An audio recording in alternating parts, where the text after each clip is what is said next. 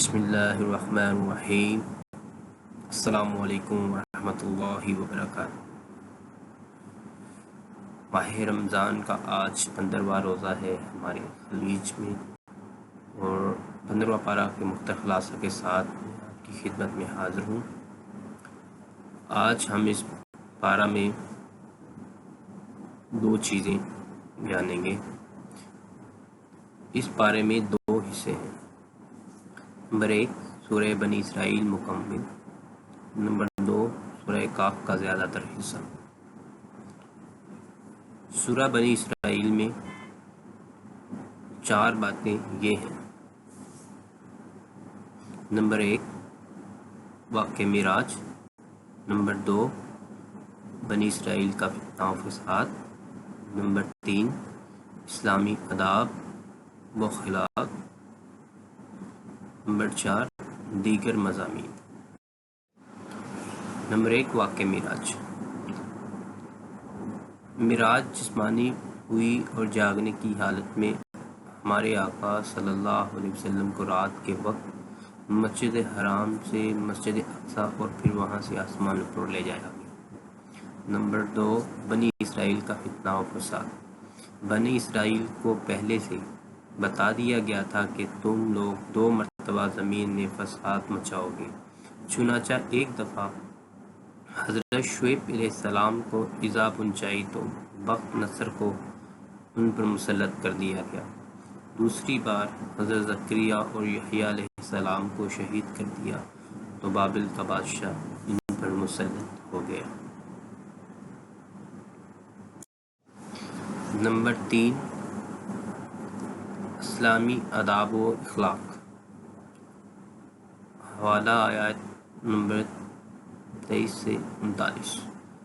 اللہ کے سوا کسی کی عبادت نہ کرو، والدین کے ساتھ بھلائی کرتے رہو، رشتہ داروں، مسکینوں اور مسافروں کو ان کا حق دو، مال کو فضول خرچی میں نہ اڑاؤ، نہ بخل کرو، نہ ہاتھ اتنا کشادہ رکھو کہ کل کو پچھتانا پڑے، اپنی اولاد کو مفلسی کے ڈر سے قتل نہ کرو، کسی جاندار کو ناحق قتل نہ کرو، یتیم کے مال میں ناجائز تصرف نہ کرو، وعدہ کرو تو اسے پورا کرو، ناپ تول پورا کیا کرو، جس چیز کے بارے میں تحقیق نہ ہو اس کے پیچھے نہ پڑو، زمین میں پر اکڑ کر نہ چلو، اللہ کے ساتھ کسی کو شریک نہ کرو۔ نمبر 4 دیگر مضامین۔ قرآن کریم کی عظمت، اس کے نزول کے مقاصد، اس کا معجزہ ہونا، اللہ کی طرف سے انسان کو تکریم دیا جانا، اسے روح اور زندگی جیسی نعمت کا عطا ہونا، نبی علیہ السلام کو نماز تہجد کا حکم، حضرت موسیٰ علیہ السلام اور فرعون کا قصہ، قرآن کریم کے تھوڑا تھوڑا نازل ہونے کی حکمت، اللہ تعالیٰ کا شریک اور اولاد سے پاک ہونا اور اسماء الحسنی کے ساتھ متصف ہے۔ نمبر 2 سورہ کاف کے ابتدائی حصے میں 2 باتیں یہ ہیں۔ سورہ کاف کے ابتدائی حصے میں 2 قصے اور 2 مثالیں ہیں۔ پہلا قصہ اصحاب کہف کا۔ یہ وہ چند صاحب ایمان نوجوان تھے جنہیں دقیانوس نامی بادشاہ بت پرستی پر مجبور کرتا تھا۔ وہ ہر ایسے شخص کو قتل کر دیتا تھا جو اس کی شرکیہ دعوت کو قبول نہیں کرتا تھا۔ ان نوجوانوں کو ایک طرف مال و دولت کے انبار، اونچے عہدوں پر تقرر اور معیار زندگی کی بلندی جیسے ترغیبات دی گئی، اور دوسری طرف ڈرایا دھمکایا گیا اور جان سے مار دینے کی دھمکیاں دی گئی۔ ان نوجوانوں نے ایمان کی حفاظت کو ہر چیز پر مقدم جانا اور اسے بچانے کی خاطر نکل کھڑے ہوئے۔ چلتے چلتے شہر سے بہت دور ایک پہاڑ کی غار تک پہنچ گئے۔ راستہ میں ایک کتا بھی ان کے ساتھ شامل ہو گیا۔ انہوں نے اس غار میں پناہ لینے کا ارادہ کیا، اور جب غار میں داخل ہو گئے تو اللہ نے انہیں گہری نیند سلا دی۔ یہاں وہ 309 سال تک سوتے رہے۔ جب نیند سے بیدار ہوئے تو کھانے کی فکر ہوئی۔ ایمان انہیں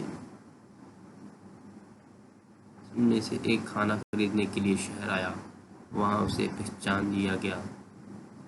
3 صدیوں میں حالات بدل چکے تھے، اہل شرک کی حکومت کب ختم ہو چکی تھی اور اب بہت برسر اقتدار تھے۔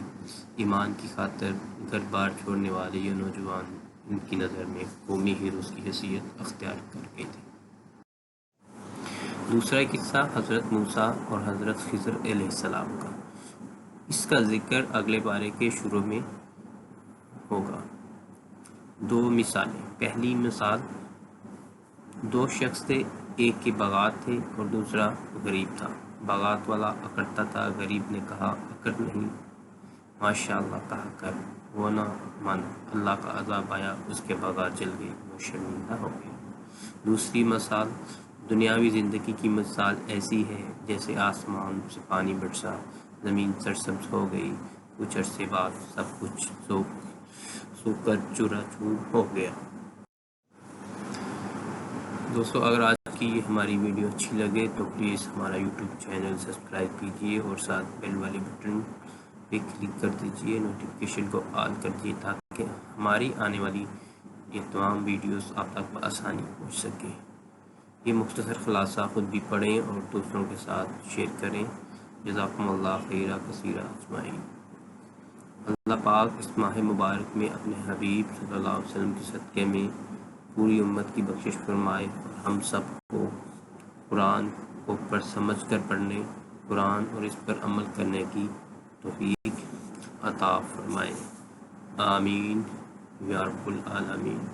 اللہ تعالیٰ ہم سب کی کاوشوں کو قبول فرمائے اور کچھ غلطی خطائی ہو اس کے لیے معذرت۔ آمین یا رب العالمین۔